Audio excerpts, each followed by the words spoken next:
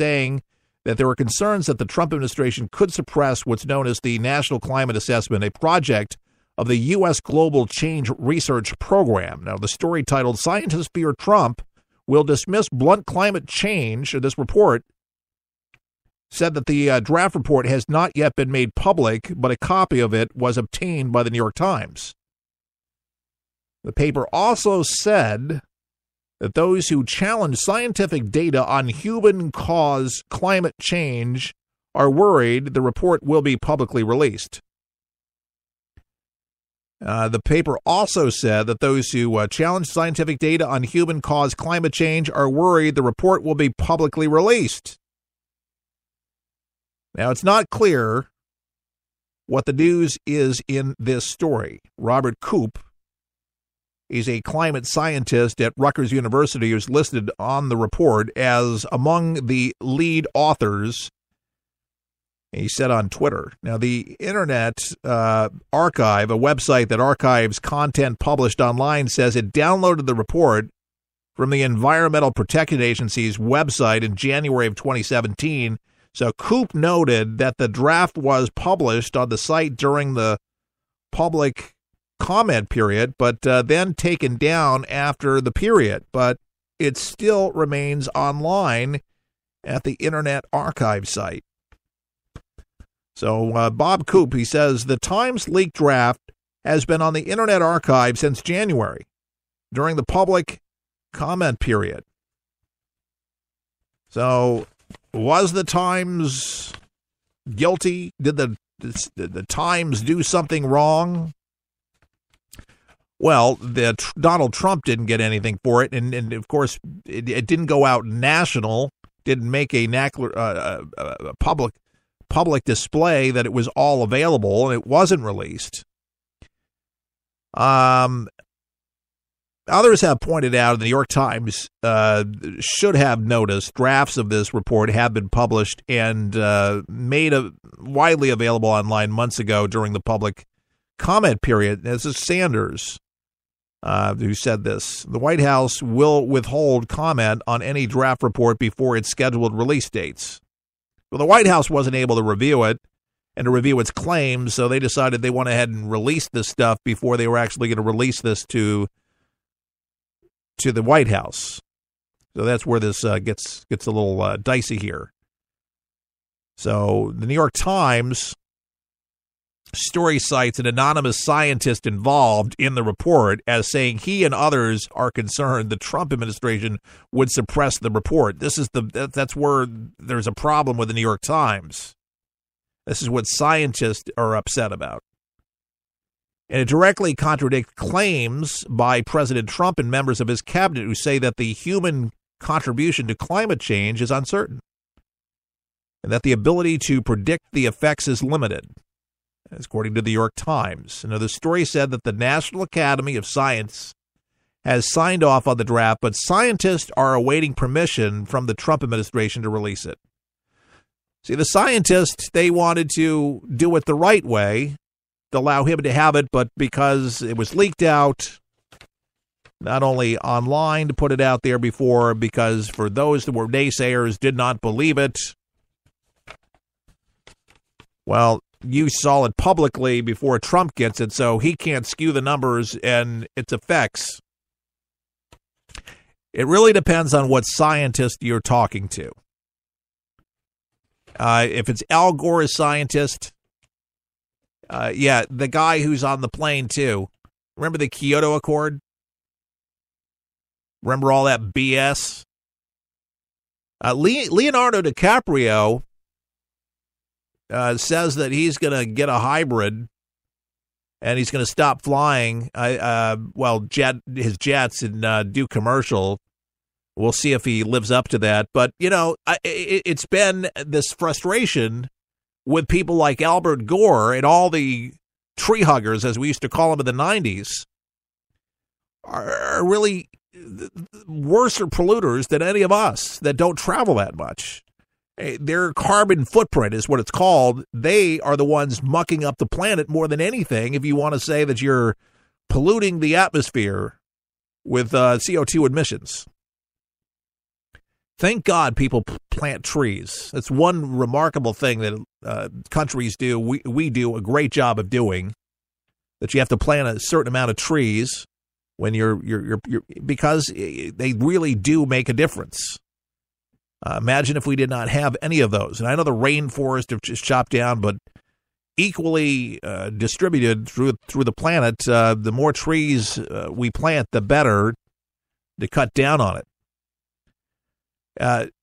Folks, global warming, a phenomenon? Is it a hoax? A lot of climatologists believe that the Earth goes through changes, for better or for worse. It has since the dinosaurs. And there were a lot of fires burning back then, and a lot of volcanoes going off that did clog the atmosphere and caused a lot of problems. I think that we do a lot of bad things with trash, and we still got a long way to go with recycling. And man, if we could perfect batteries, we could perfect that and find something just as reliable and affordable is the biggest thing, reliable and affordability, and we get off the combustible engine. But you'd think here in 2017, here we are, that we would be there, but we're not. Tesla, they're great, but geez, have you priced a Tesla? They want if they want me to lessen my carbon footprint, I'd be happy to give up my VW, and I'll drive the Tesla because I only drive a couple miles here, a couple miles there during the week to get to work. So electric would make sense. Listen, if I could put my daughter on the handlebars and ride her to school, I would, but it's just not practical. It's very dangerous driving out to where she's at. But I'm all for it. But put your money where your mouth is. Muck it up the planet. Paper or plastic? I'm always confused. Don't they both of them do damage? I was told, besides the environmental effects, that you're better off with plastic than you are with paper, because paper, you can have roach larvae embedded into the paper, so you don't want to have paper bags in your house. So if you're a paper bagger kind of person, you don't want boxes laying around in your house. They can lay the lava. And I learned a lot about that kind of stuff when I worked aboard a wooden ship, this 136-foot schooner years ago. And we would have to dip everything before it would go aboard, because they didn't want a roach infestation of any kind. I mean, that would be terrible.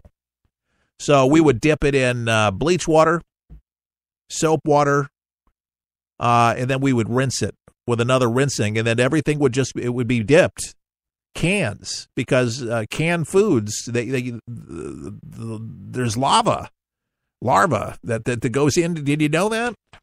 I know a little bit too much about it, but that was revealing to me. So yeah, stay away from that kind of stuff. They love that kind of stuff. They put it on there and they embed it in there, and you think you're stocking up your pantry, you're stocking up with roaches. And man, they are hard to get rid of. So if you're doing that, if you're one, you say, oh, that's why I got those. It's amazing what you learn from other people that do what you don't do. It just kind of brings up a story where I heard of a man that actually had some roaches in his house and a wild infestation of them. And I said, well, what do you do to treat these things? And he's been living with them. He says, he jokingly says that it was his pet or pets, and he had many of them, But late at night, you turn on the light because they're nocturnal. They're everywhere. I mean, 10 times, 20 times more. It's ridiculous. Because if you see a concentrate during the day, a large amount of them, just think what's going to happen at night, because most of them are sleeping. During the day, don't spray roaches. Don't use roach spray. This is a consumer alert. Beep, beep, beep. Consumer alert on For the People. According to roach experts, if you do that, you might kill them, but then they're holding other roaches inside of them, so they run off and they have their babies, and then it's a vicious cycle. So what they have to do is bait. There's roach bait. There's still a process there, But you got to bring in the professionals. And that spray stuff, you shouldn't inhale it because it causes cancer. Don't spray roaches. Bait them. And there's roach bait that you can buy, and you can read how to do it. But the same thing more or less happens here. They'll eat it, they'll die, then they'll have their babies, right? And then they'll hatch, and then they'll eat it, and then, hopefully second generation, they're all gone. But it takes, 2-3 weeks. Spray, you'll never get rid of roaches. As according to the roach expert that was treating this guy's house, and I got an education about it. I don't have them, but I know what to do to get rid of them. And in Florida, man, they got roaches. Yeah, we got the flying kind. We got the palmetto bugs, and they are just unbelievably wicked. This is a sad story, and here we go again. Paris, did you hear? A wacko, a suspected driver, rammed his vehicle into a crowd of soldiers. Yeah, injured 6 of them in a Paris suburb, and he was arrested today after he was wounded during a brief standoff with police, according to French officials. A driver of a BMW was wounded in a gunfight on highway north of Paris, according to a bystander. He said shots were fired, and the police said then arrest turned violent. The man was stopped as police were hunting for the vehicle that was involved in the attack. French police believe they may have had a terror motive. 6 soldiers injured when a driver plowed a vehicle into them on Wednesday. I'm looking at a picture here. The soldiers were part of the 35th Infantry Regiment in the suburb of Saint-Mandé, and they were leaving their barracks just after 8 a.m. local time there when the attack occurred. France's Interior Minister Gérald Collomb told reports that the driver targeted the soldiers in a calculated car attack. Sad to see this stuff happening, folks. It really does. France has been under a state of emergency since, November 2015?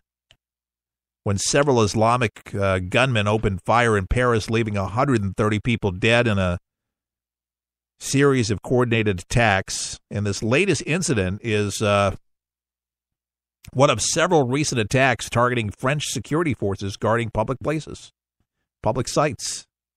Last weekend, a teenager with a knife shouting Allah Akbar attempted to force his way into the Eiffel Tower. Remember that? Well, if you didn't hear about it, then it happened last weekend, and then he told police he wanted to attack a soldier. Dear God. And the war on terror continues, folks.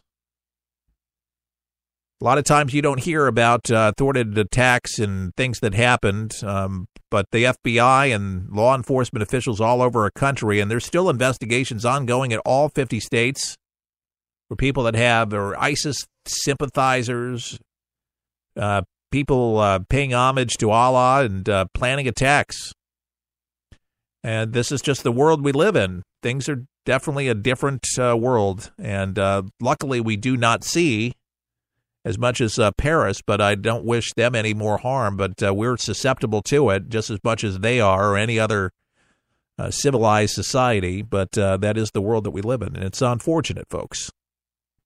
I'd like to spend a little bit more time as we go out today. We got a few more minutes left to encourage you to please help us get over this mark. It's something that I've been working on for, I guess, close to 2 weeks now to raise the money for Chuck, who's bedridden. Chuck was the founder of the broadcast, if you didn't know, For the People. Consumer advocate, way ahead of his time as far as politics go, but no fake news. He was way ahead of he'd say no fake news, no fluff. He'd just give it to you straight with no holds barred. And that was the kind of guy he was.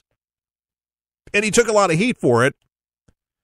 The Clinton administration put an 18-year audit on the poor guy.